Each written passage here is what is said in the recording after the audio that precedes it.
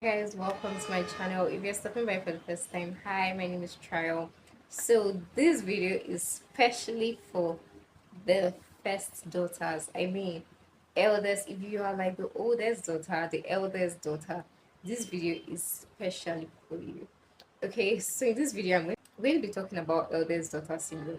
So a few days ago, I actually just woke up and I just felt very, I don't even know, but I just felt very down, like thinking about a lot of things.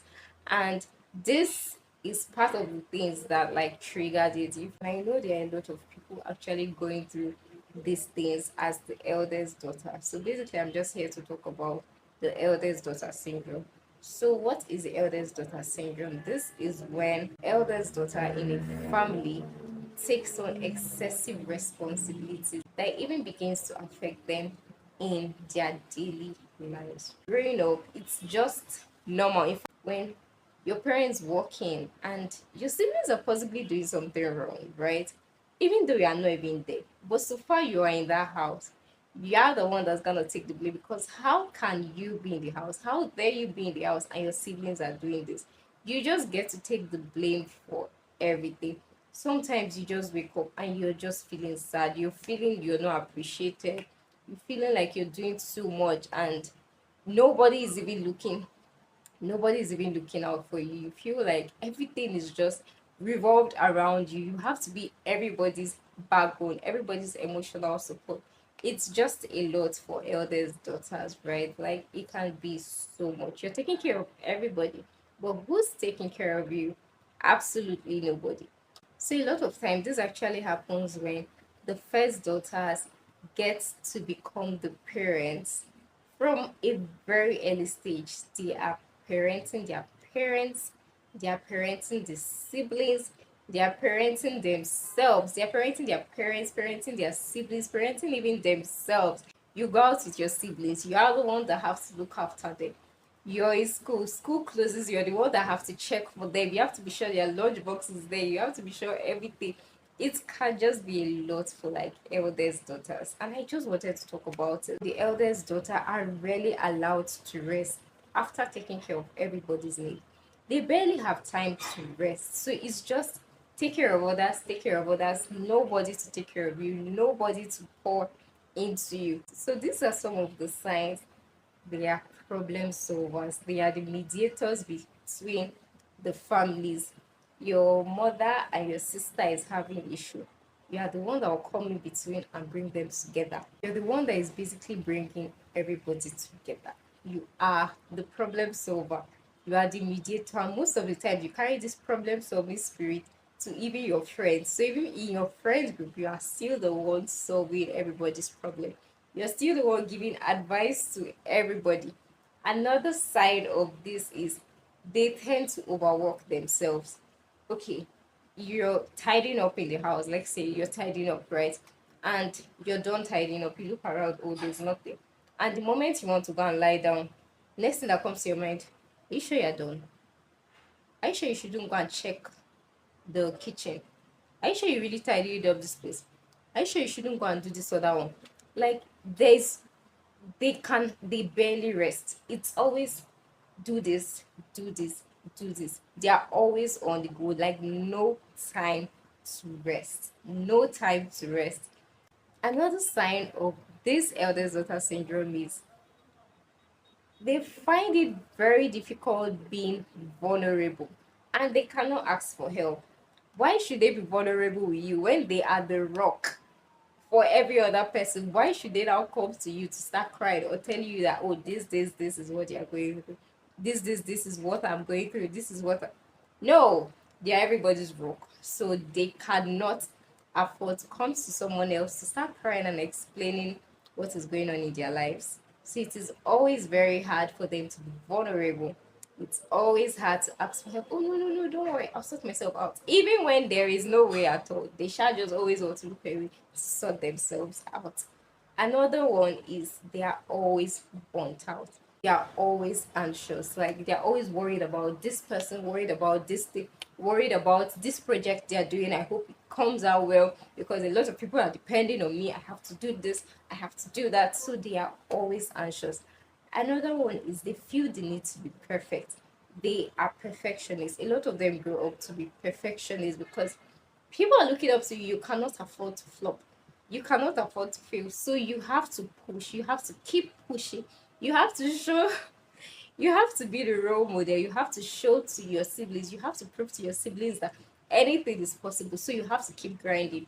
You have to keep going. You cannot afford to ever feel weak and even share it with anybody. You have to keep grinding. You can't afford to be weak. You can't afford to show yourself that you're weak. You can't afford to be tired. So you have to keep grinding. Another side of this eldest daughter syndrome is the pressure to succeed. They do everything and anything so that they can succeed, so that they can set the bar for others to follow. So there's that pressure to succeed. So these are the signs of the eldest daughter syndrome. Like these are the things you see and you know that this thing is beginning to affect you. They are always people pleasers. Everybody's looking up to them. So they have to do everything to make sure that they do not fall their hand. They have to do everything to make sure that people are happy with them. They always tend to please everybody. They are scared of disappointing people. They cannot afford to disappoint anybody. They feel guilty when they cannot show up or they cannot help. They feel responsible for everybody's emotions. Everybody's going through something. You are the one that should be the one to put them together. So they feel responsible for everybody's emotion. And all these things are actually terrible because in the long term, it still affects them. Just the way they are parenting everybody, they are parenting their siblings, they are parenting their parents. They still go into marriages, and in the marriage too, if they are not careful, they tend to parent their husbands, even though their husbands are actually doing the best. There's just this tendency to continue the parenthood that they have always started since they were young and even parent their husbands. So eldest daughters, there is just, I don't know, I just feel they need to get married to like good, great, extremely good men because you cannot afford to be going through all of that and still be with a man that is still there to drain you. Your cup is empty. You need someone that can help fill you. You need someone that can help stand up for you. You need someone that is empathetic, someone that doesn't need you to still parent him just the way you've been parenting every other person. You still commit to his life and still continue parenting him. Someone that can be a man, basically, that can think for himself. Do you get think for himself and think for the family? Another thing that they get to deal with is they get to resent themselves. A lot of times they say yes, yes, yes to everybody. It's very difficult for them to say no. And after saying yes to everybody, they can't show up for themselves. They feel empty, they feel drained. They begin to resent themselves. They begin to hate on themselves. Like, why am I being like this? They also feel very guilty when they can't show up, they can't turn up for people. So eldest daughters actually go through a lot. So if you have an eldest daughter in your life that is your friend, you should call that person. You should talk to that person. You should show love to that person because they are going through a lot. I feel a lot of them feel that their worth is actually tied to how much they can do, right? Like if they can show up for this person, show up for that person, just show up for everybody. It shows that they are actually doing the work. It shows that they are actually worthy. It shows that they are actually like a true part of the family. Do you get? So they always do everything just to show up for people. Do you get? They do everything to show up. So now let me tell you, your worth is not tied to how much you can do. You're worthy. Despite you doing the most or not even doing, you're worthy. Your worth is not tied to how much you can do. Okay, just the way you take care of other people. Other people too should take care of you. You don't have to do everything yourself. You don't have to show up for everybody. You don't have to go to everybody's dedication. No, you don't have to do everything for everyone. No. Okay. So you should at least be able to give yourself grace. And I cannot come and keep myself. I cannot come and die. And rest. Try and rest. Okay. Is so now this is like the solution to the entire problem of eldest daughter syndrome. The first thing you need to do is to acknowledge that I have a problem. Oh. I cannot say no. I do not have boundaries. I am like everybody's backbone. I have to show up for everybody. Acknowledge that you have a problem. When you know you have a problem, then you can now fix that problem. So acknowledge that you have a problem. After acknowledging that you have a problem, you need to be open to delegating.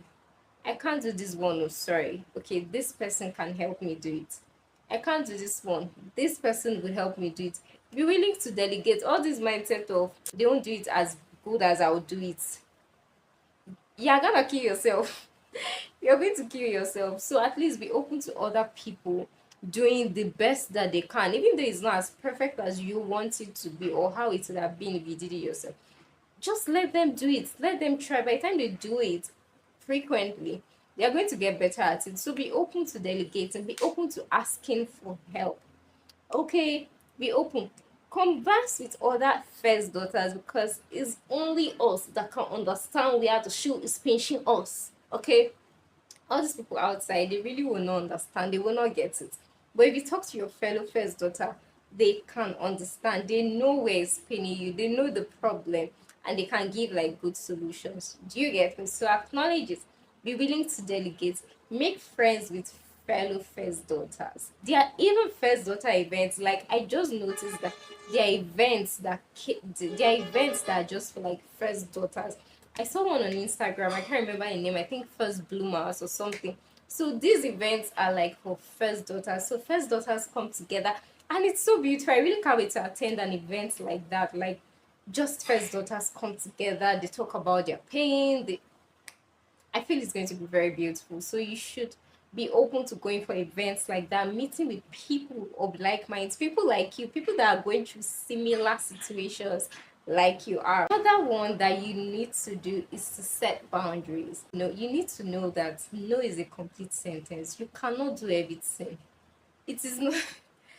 I don't know this TikTok sound I've been hearing where Pastor Selma was like, "That's not my assignment. That's not my what again." I don't know what. It keeps playing in my head. It's not your assignment. It is beyond you. You cannot do it. You cannot be everybody's 911. You cannot be everybody's 911. No, I'm sorry. I cannot do this. I cannot do this. No should be something that is very comfortable for you to say. You're gonna feel bad, but even at that, your health, your mental health, everything will be in check. So it's not everybody you say yes, yes, yes to. If you cannot do it, you cannot do it. No, okay. So set boundaries, learn to say no. Another thing you should try is therapy. A lot of us forget this thing that I'm saying. No, in fact, I even want to have like a video where I talk about like the realities of being like a first daughter. Like it's a lot. I would say the way they raised me up is not the way they're raising my younger sister. Hey, a lot of things that I chopped punishment for. My younger sister did not even smell film of anything. Like the way they raised us, it was totally different from the way they raised a lot of our siblings. It is deeper than this. Like the way they correct us, they don't want to. Our parents don't want to hear anything. Like I really can't wait to get like a first daughter where we just sit down and talk about these things, right? Recently too, someone started calling me main character energy, and I'm like, okay, why are you calling me that? And he's like, I am not behaving like the regular first daughter. And I've been making conscious efforts, right? Recently I've just been reading a lot about like being the main character, being like the protagonist in your life, not being like, do you get that kind of thing, not being like the one at the back seats, meanwhile others are the ones dictating how your life is. So and main character energy, it involves you being confident. Like they are very intentional. If they know that this is not going to lead them to where they are going, they are not gonna do it. They say no, they choose their peace. If they know that this can help, no, they can't do it. So when he said that, I was quite happy. I was like, wow, that means these things I've actually been learning about and making conscious effort to do is actually is actually paying off. Like people are actually seeing it. So he started calling me main character energy. And I actually like it because he said he was like, it's not what the regular first daughters would do. The regular first daughters are the type that you see them as, oh, they are very selfless. And I'm not saying you should be selfish here, right? There should be a balance. But then they're very selfless. Even though they know that this particular thing they want to do will take a toll on them, they don't mind doing it just because they are the first daughters. They have to show up. they have to show, they have to be there, they have to prioritize other people. Do you get? So you should know how to balance this thing, right?